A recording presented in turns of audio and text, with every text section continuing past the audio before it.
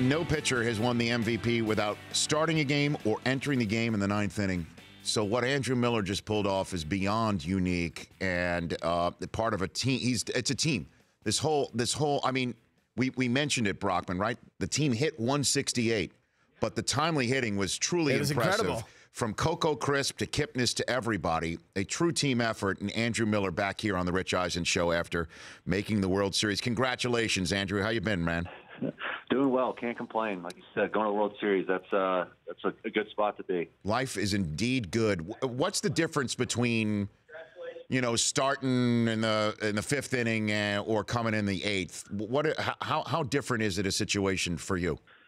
You know what? With this team in this situation, I don't think it is any different. I think we're all on board and whatever we can do to contribute. And you said things were close. It's not like we had big leads to protect or anything like that. They were all right there. And, I think everybody understands how important, the second, the fifth, the seventh, the ninth, it doesn't really matter. It's, these games are close and they're important. Well, I mean, at what point is your head on a swivel for the ring of the bullpen phone?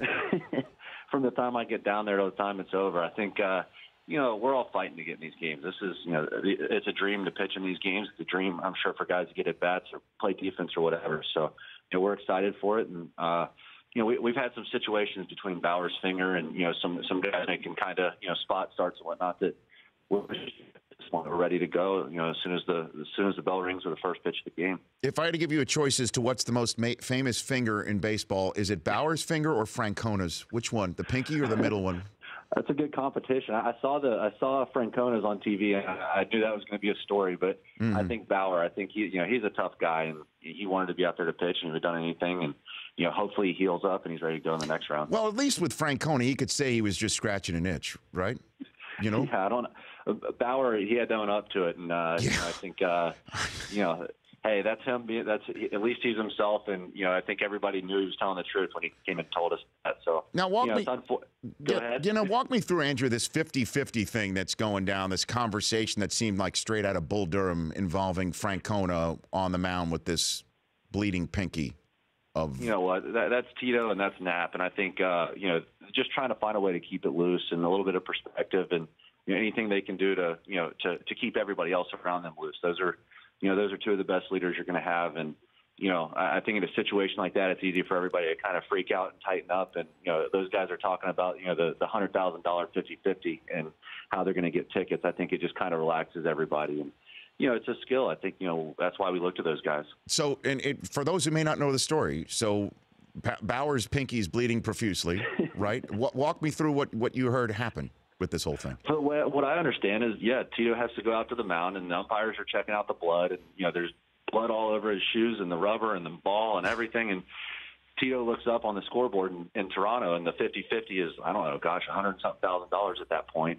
I think he looked at Knapp and said, "How do we get somebody to buy us tickets?" or something along those lines. And, just making it, like I said, keeping it loose, making a joke out of it. And, wow. This is a team that seems like we'll just find a way. And I think that kind of reinforces that, hey, just roll with the punches and, trust the guy behind you, and we'll figure it out. Andrew Miller joining me here. And I love stories like this because how does that permeate the clubhouse? How does that story get told? And then how does that permeate your sense of calmness as well as the rest of your teammates in obviously a playoff crucible, Andrew? Yeah, I think, it is a tough situation. It's not where we want to be. We want Trevor to pitch, but you can just tell from body language. I think that, whether that affected, those guys that are in the infield that are going out to play or maybe Otero or, just even loosening up, Knapp and Tito himself. I think that anything you can do at that point to kind of try and relax and just, even though it's not treated as much like any other game, I think helps the team. And, that's what Tito's so good at. I think he just sets the tone and puts guys in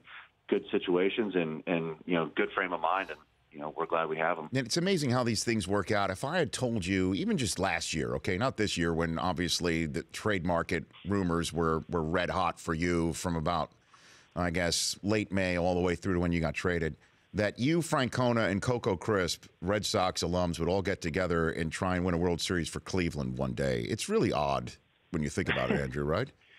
It is, but it isn't. I think at this point, I'm at the point in my career where I know it's a possibility. I didn't have any sort of trade protection. And, you know that if it happens, you're going to go to a place that has expectations to win. And, I couldn't end up in a better place. I didn't know what to expect about Cleveland, the city, and the people, but I knew Tito was here. I knew Knapp was here. I knew they were, a team that was playing well and had some players that had gotten off to great starts, and it was going to be a good place to go. I don't think I imagined it could have been this good. And I think you mentioned Coco and Brandon Geyer came over, and the way they helped us fit in and be part of this team.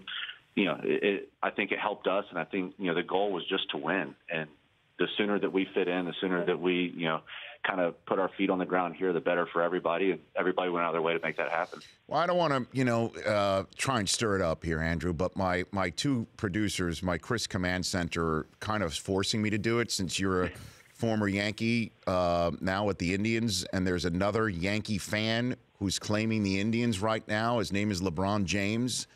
And they're saying that LeBron should not be allowed to claim the Indians because he's a Yankee fan and has been so public about it. Andrew, can you help me with this situation here? LeBron is Cleveland. I think he can do whatever he wants here, and I think he's allowed to have whatever right. affiliations he had in the past. We're glad he's on our side now, because when he shows up, the place is electric. It's pretty impressive how nothing can compare to LeBron being shown on the video board or him giving a pregame speech or whatever it is. And it's just a blast. And I think, it's pretty cool that, the Cavs are on board and what's going on here in this city. And it's a special time. Now, Andrew, I know. I'm sorry. 2007 playoffs, Andrew.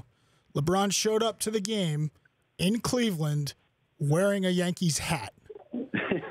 You're still okay with this? Hey, I'm an Indian now. I'm glad he's on our side. I'm not going to speak to 2007. LeBron's my age. 2007, he was 22 years old or something. So, he's come a long ways.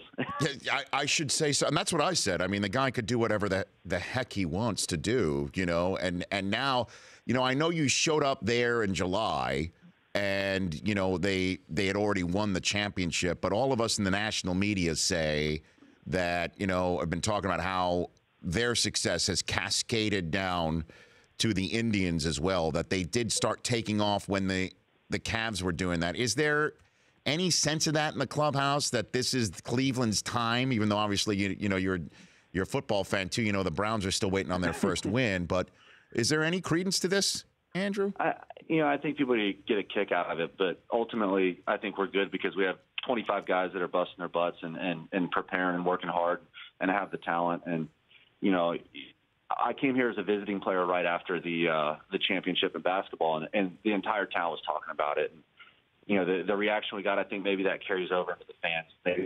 Maybe people come to the ballpark and have a little bit of extra, kind of excitement behind them, and that maybe carries forward onto the field for us. But ultimately, I think, we're focused on baseball. I don't think there's any fluke to it. There's no magic or anything like that. It's just about us going out and playing hard. ALCS MVP Andrew Miller joining me for a couple more minutes here on the show. Is it true Napoli tried to get the plane from Toronto to go to Las Vegas as opposed to back to Cleveland? Is there any truth to that rumor, Andrew?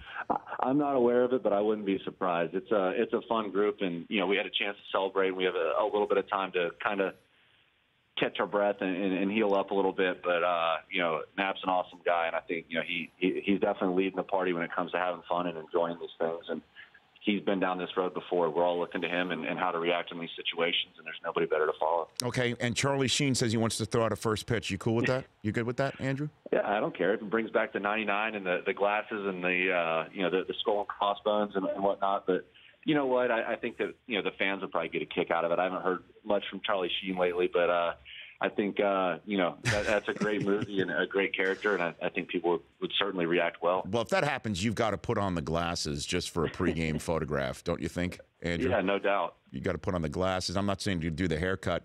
And lastly, in my fantasy league, I have Ben Roethlisberger. He's hurt now. So I'm about to pick up Blake Bortles. You're a Jaguars fan. How do you think I'm going to do with him against the Raiders and over the next few weeks? What do you think? I'm hoping your defensive matchups are good, because I don't know that I'm betting on the Jags and their offense right now. But hey, they've been playing a little bit better the last couple of weeks, so maybe they got a chance.